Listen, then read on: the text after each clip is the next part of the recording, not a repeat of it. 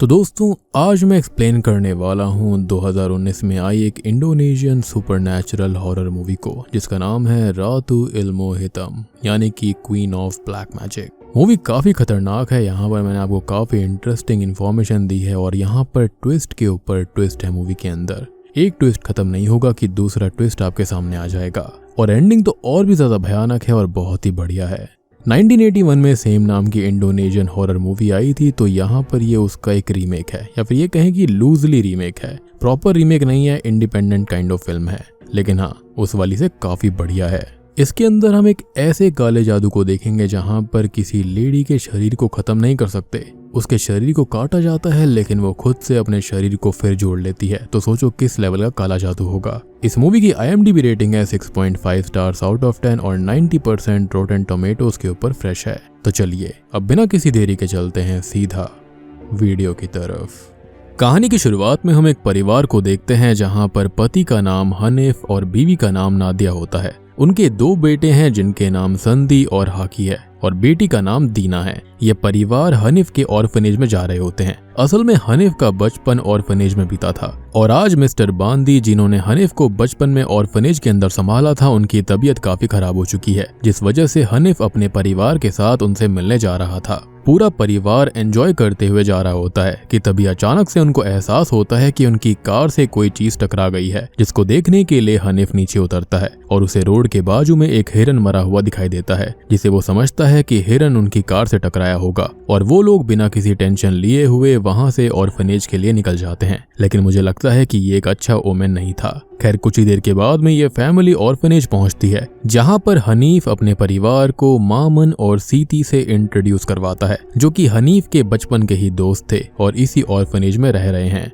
पर मामन और सीती को किसी परिवार ने अडॉप्ट नहीं किया था और अब मामन और सीती हस्बैंड वाइफ हैं। खैर अब कुछ ही देर के बाद में वहां पर हनीफ के 2 और बचपन के दोस्त एंटोन और जेफरी भी आ जाते हैं और वो भी मिस्टर बांदी को ही देखने यहाँ पर आए थे। और एंटोन और जेफरी भी यहाँ पर अपनी बीवियों के साथ ऑर्फनेज में आए थे, जहाँ पर एंटोन की बीवी का नाम ईवा है और जेफरी की बीवी का नाम लीना है। खैर अब आगे मामन सबको ऑर्फनेज के 2 बच्चे हसबी और रानी से इंट्रोड्यूस करवाता है, जिनके साथ हनीफ के बच्चे काफी जल्दी घुल मिल गए थे। खैर अब सभी मिस्टर बांदी को देखने जाते हैं, जिस दौरान हस्बी अपने नए दोस्तों को ऑर्फनेज का टूर देते हुए वहां की बातें बता रहा होता है। खैर अब उसी वक्त हाकी एक बंद दरवाजे के पास जाकर खड़ा हो जाता है, जिसके बाद रानी वहां पर आती है और हाकी उससे ये पूछता है कि ये दरवाजा बंद क्यों है, तो वो उसे मिस मीरा की कहानी बताती है। रानी बोलती है कि तुम्हारे पेरेंट्स जब इस ऑर्फनेज में थे तब मिस मीरा नाम की एक लेडी यहाँ पर काम किया करती थी, जिसने एक दिन मुरनी नाम की एक ऑर्फनेज में ही रहने वाली लड़की को पकड़ लिया और ये कहने लगी कि मुरनी के अंदर डेविल का वास है, उसके ऊपर डेविल पोजेशन होता है, जिस वजह से मिस मीरा की मेंटल कंडीशन को देखकर सभी ने उन्हें इस कमरे के अंदर बंद कर दिया था, जहां पर उन्होंने दरवाजे पर सर पटक पटक कर दरवाजे को खोलने की विनती करी थी। जिसके कुछ ही घंटों के बाद में जब दरवाजा खोला गया तो सबने ये देखा कि मिस मीरा की दरवाजे पर बार बार सर पटकने की वजह से मौत हो चुकी है, जिसके कुछ ही समय के बाद इस कमरे को हमेशा के लिए बंद कर दिया गया और लगभग 20 सालों से ये कमरा बंद पड़ा हुआ है। खैर अब कुछ ही देर के बाद हम सभी लोगों को एक साथ बैठकर पुराने एल्बम्स को देख एंजॉय करते हुए नोटिस करते हैं, जिस दौरान उन्हें मिस मीरा और उनके बाजू में मुरनी की एक फोटो मिलती है। जिसके बाद हनीफ बताता है कि मिस मीरा के पागल होने की वजह से उन्हें एक कमरे में बंद कर दिया गया था, पर उन्होंने वहीं पर अपनी जान ले ली और उस दिन के बाद से मुरनी का भी कोई पता नहीं चला, जो कि उस समय मिस मीरा के साथ ज्यादा समय बिताया करती थी। अब यहाँ पर ऐसी बातें चलती हैं कि मुरनी को या तो मिस मीरा ने पहले ही मार के कहीं फेंक दिया होगा या फिर वहां से मुरनी भाग गई होगी। अब इन बातों के बाद हनीफ बाहर अपनी कार से कुछ लेने जाता है,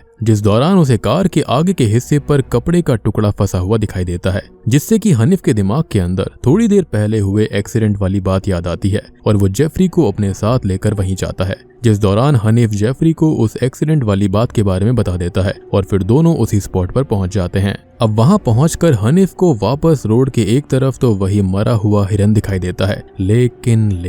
जेफरी को रोड के दूसरी तरफ एक छोटी सी बच्ची की लाश दिखाई देती है, जिससे कि हनीफ समझ जाता है कि उसने कुछ ही देर पहले गलती से किसी हिरन को नहीं बल्कि इस बच्ची को कार से उड़ा दिया था, जिससे कि उसकी जान चली गई। शायद से वो बच्ची इस हिरन का पीछा कर रही होगी, जिसके चलते इन दोनों की ही मौत हो गई। अब ये जानकर हनीफ दुखी होने लगता है और तभी उसे वहां से कुछ ही दूरी पर एक बस दिखाई देती है जो कि रोड से बाहर आ गई थी। हनीफ और जेफरी फिर उस बस में जाते हैं जहाँ पर उन्हें ड्राइवर के साथ कई बच्चे बस में बैठे हुए दिखाई देते हैं, पर उनमें से कोई भी जिंदा नहीं था। अब वो सभी बच्चों को चेक करते हैं तो उनको देखकर ऐसा लग रहा था कि एक एक करके सबको बुरी तरह से मार दिया गया है। दोनों इस चीज को देखकर पूरी तरह से कांप जाते हैं, क्योंकि ये ऑर्फनेज के ही बच्चे थे जो कि आज पिकनिक पर जाने के लिए सुबह ऑर्फनेज से निकले थे और ये बात इन्हें मामन ने बताई थी। अब हनीफ पुलिस ऑफिसर्स को ये बात बताने का फैसला करता है, पर उन दोनों के फोन्स में सिग्नल्स नहीं आ रहे थे, जिसके बाद दोनों फैसला करते हैं कि यहाँ से ऑर्फनेज जाकर वो लैंडलाइन फोन से पुलिस को कॉल कर देंगे, क्योंकि उन्हें इस शहर के पुलिस स्टेशन के लोकेशन के बारे में नहीं पता था।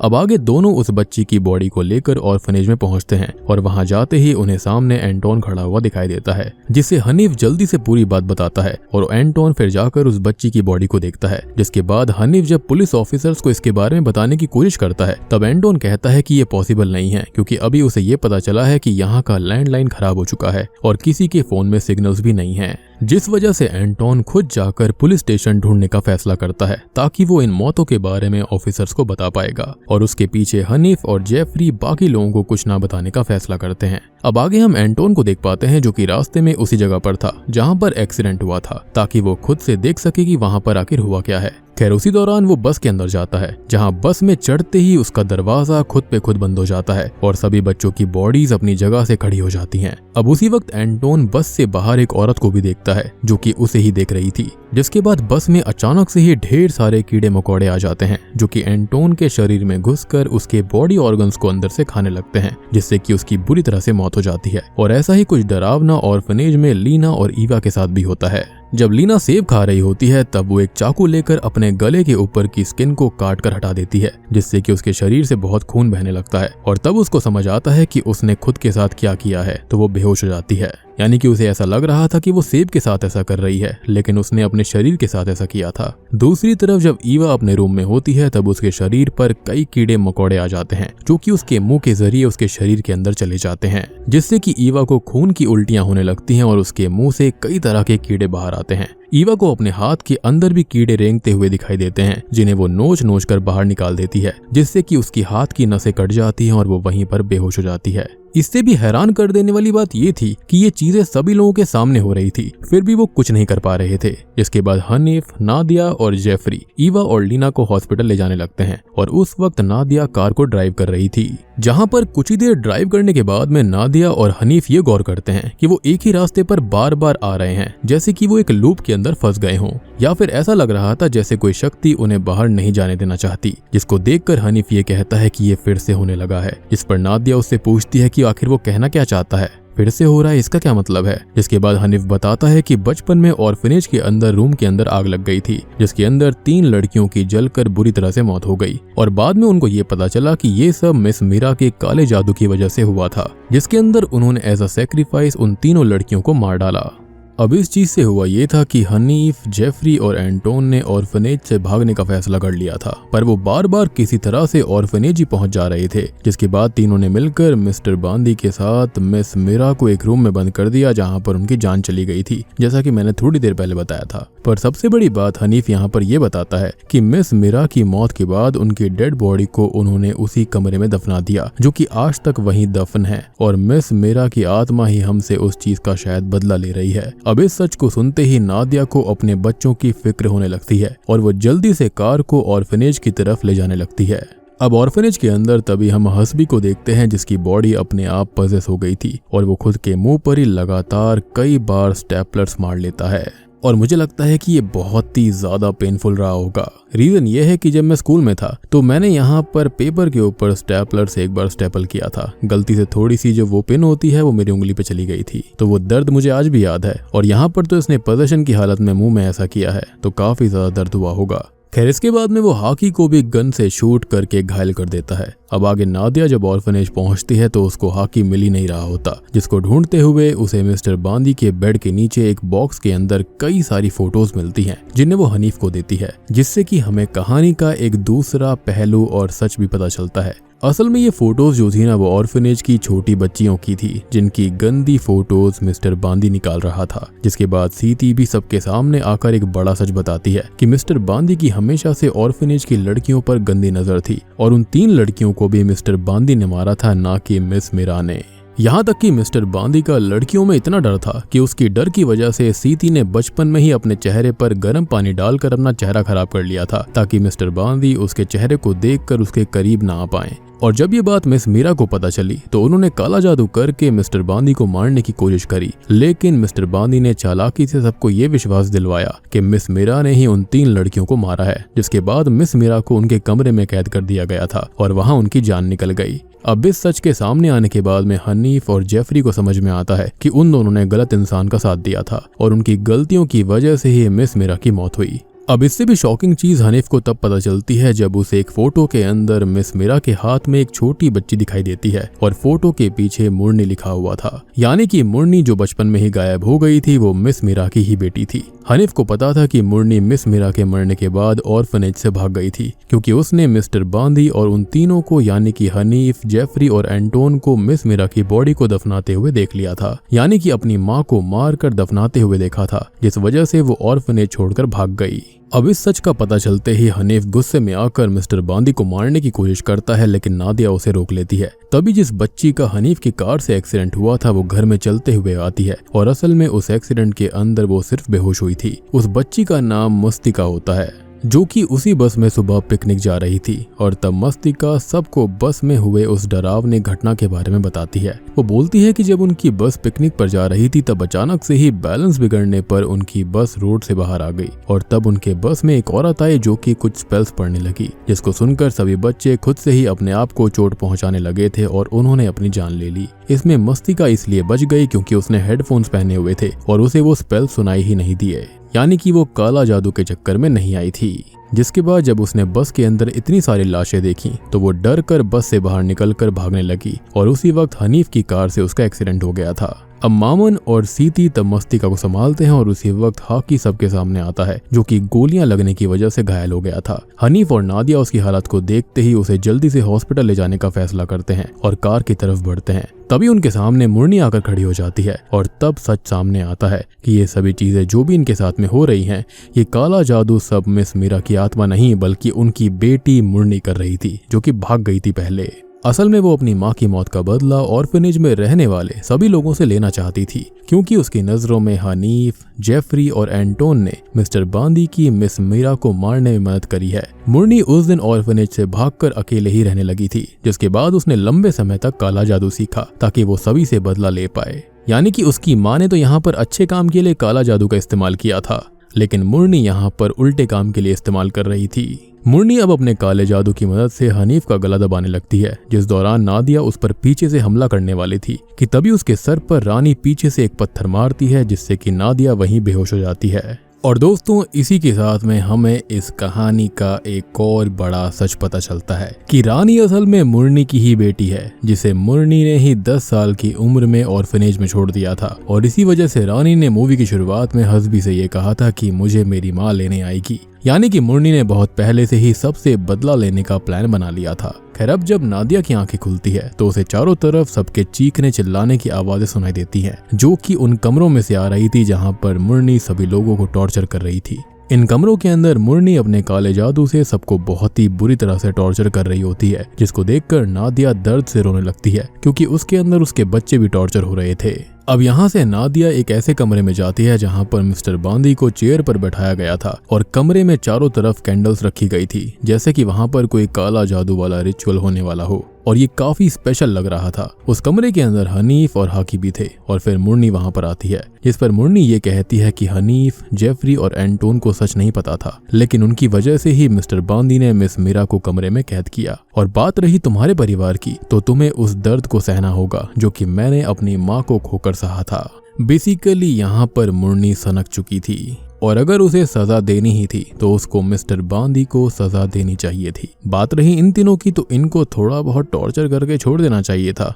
वैसे मुझे लगता है कि इनको इसके बारे में कुछ पता नहीं था, वो लोग भी बच्चे थे, तो इनसे बदला लेने का कोई लॉजिक बनता नहीं है। खैर नादिया फिर मुरनी से पूछती है कि उसने ऑर्फनेज के बच्चों को क्यों मार दिया, क्योंकि पिकनिक बस के अंदर जो लेडी आई थी वो मुरनी ही थी। जिस पर मुरनी ये कहती है कि ऑर्फनेज में रहने से अच्छा यही है कि वो लोग मर जाएं, जिससे कि हम ये समझ सकते हैं कि मुरनी की मेंटल स्टेट कितनी खराब हो रखी है और अपने बदले की आग में उसे सही गलत कुछ समझ नहीं आ रहा था और वो पागलों की तरह काले जादू की मदद से लोगों को बिना मतलब मार रही थी। छोटे बच्चों को मार दिया बहुत ही अजीब चीज है। इसका सिंपल सा फंडा यह है कि मेरा बचपन खराब हुआ है तो सबका होगा। जिसके बाद में मुरनी नादिया को एक चाकू देकर उससे ये कहती है कि अगर तुम्हें अपने परिवार को बचाना है तो तुम्हें अपने पति को अपने हाथ से मारना होगा, जिसके लिए मुरनी नादिया को फोर्स करने लगती है। पर तभी हाकी पीछे से मुरनी को किसी चीज से स्टैब करके डिस्ट्रैक्ट कर देता है और उसी वक्त नादिया उस चाकू से मुरनी का गला काट देती है, जिससे कि सभी को लगता है कि मुरनी मर गई। पर इससे भी मुरनी को कुछ नहीं होता और उसका शरीर अपने सर को वापस अपनी जगह जोड़ लेता है। यानी कि जो काले जादू वाली चीज थी उसने उसको बहुत ही सीरियसली ले लिया था। उसने पता नहीं अपनी बॉडी को क्या ही बना लिया। जिसके बाद नादिया रिचुअल वाली कैंडल में से एक जलती हुई कैंडल मुरनी पर फेंकती है, जिससे कि मुरनी के शरीर में आग लगने लगती है और आग पूरे कमरे में फैल जाती है। जिस दौरान हनीफ, नादिया और हाकी कमरे से बाहर आते हैं और रानी को भी जबरदस्ती वहां से बाहर लेकर आया जाता है, पर वो मिस्टर बांदी को उसी कमरे के अंदर जलकर मरने के लिए छोड़ देते हैं। जिसके बाद मुरनी और मिस्टर बांदी की वहीं मौत हो जाती है। चलो मिस्टर बांदी के साथ तो सही हुआ, बहुत बड़ा मोलेस्टर था, उसने कितनी बच्चियों के साथ गलत किया, 3 को तो मार भी दिया था। खैर तभी हम कुछ देर बाद का सीन देख पाते हैं जहां पर सब कुछ नॉर्मल दिख रहा था और नादिया अपने बच्चों को स्कूल से पिकअप करने आई थी, जहां पर उसे शीशे में मुरनी की आत्मा खड़ी दिखती है, जो कि अगले ही पल नादिया के बाहर निकल कर देखने पर गायब हो जाती है। जिसके बाद हम देख पाते हैं कि ऑर्फनेज को बेच दिया गया है, लेकिन फिर भी हम ऑर्फनेज के अंदर मुरनी के चलने की आवाजों को फील कर पाते हैं और इसलिए इस मूवी का नाम क्वीन ऑफ ब्लैक मैजिक है, क्योंकि आप देख सकते हो कि वो बिल्कुल क्वीन लेवल पर थी ब्लैक मैजिक के अंदर। और बूम,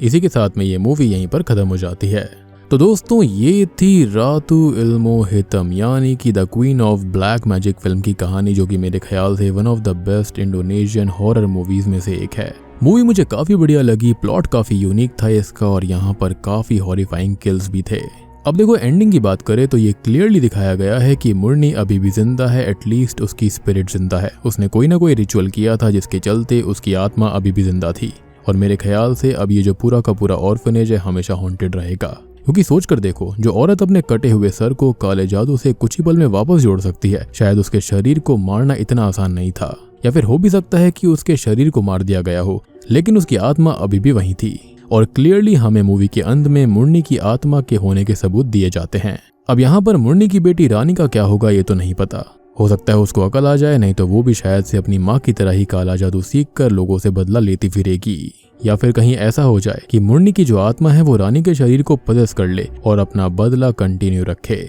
बाकी आप लोग बताना कि आपको ये फिल्म कैसी लगी। अच्छी लगी है तो वीडियो को लाइक कर देना, चैनल के ऊपर नए हैं तो सब्सक्राइब कर लीजिए। तो मैं आप सबको मिलता हूँ अगली वीडियो के साथ में, तब तक के लिए